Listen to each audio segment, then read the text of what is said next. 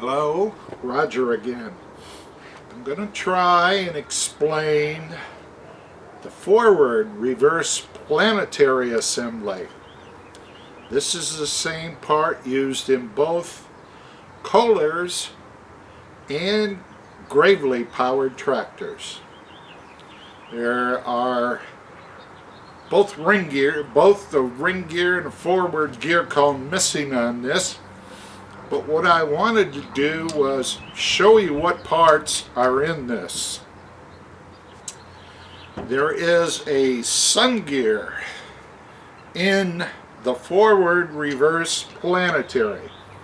It is free to turn right inside that little cage. It can be unbolted, but I haven't gone that far. The sun gear is driving the orbits. These orbits happen to be the same size, the same part number as the orbits in the Gravely powered high-low, not the Kohler.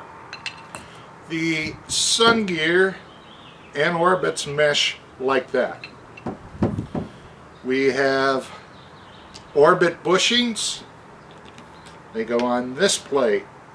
The smaller diameter of the orbits drives the reverse idlers.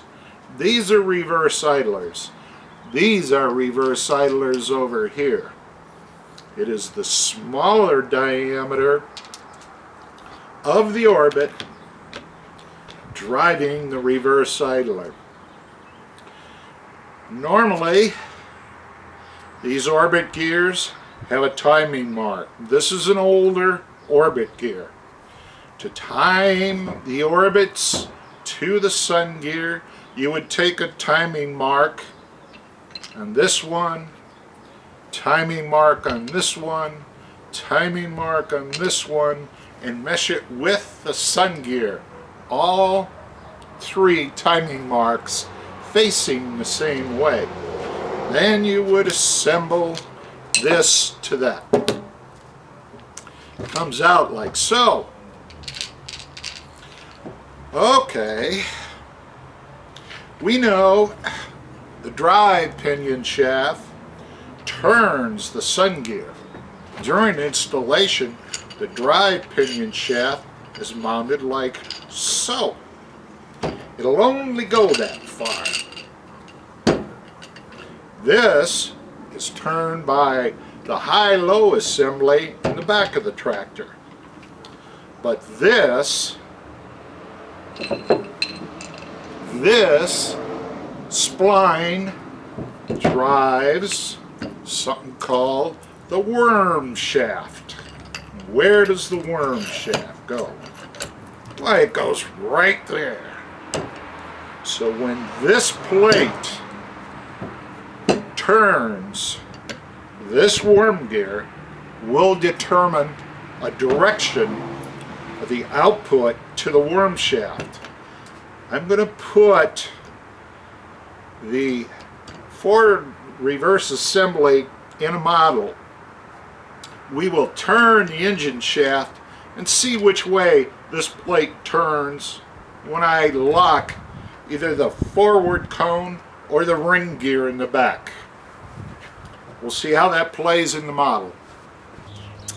Okay, now I have my reverse gear cone, my ring gear, my planetary assembly, all on the model.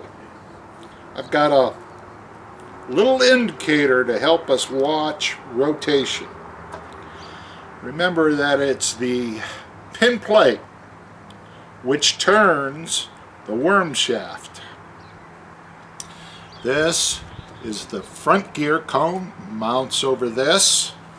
This is a ring gear, mounts over that, and a gear cup spacer. The pinion shaft is installed right through the front. The engine turns the pinion in the back, turns the sun gear in the front. The big difference between high and low and forward and reverse assemblies, the sun gear back here was being driven by the orbits. The sun gear in here is driving the orbits. This will show us just output. Let's take a peek at what's going to happen, and then we'll pull this front ring gear and take a peek at the inside. Normally you use the tractor in forward. Forward locks the ring gear. Well, look at that, would you? Let's back that up, or try and count input to output. This assembly is locked. I'm not concerned about its gear reduction in here. All I want to try and illustrate is the gear reduction in this right now. Let's see what happens. One turn of the pinion shaft, 2 turns of the pinion shaft, 3 turns of the pinion shaft, 4 turns of the pinion shaft. I don't know if my indicator slipped or not.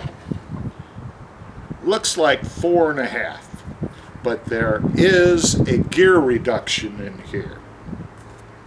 Maybe you noticed that the direction of the pin plate assembly is the same direction, rotation, of the pinion shaft.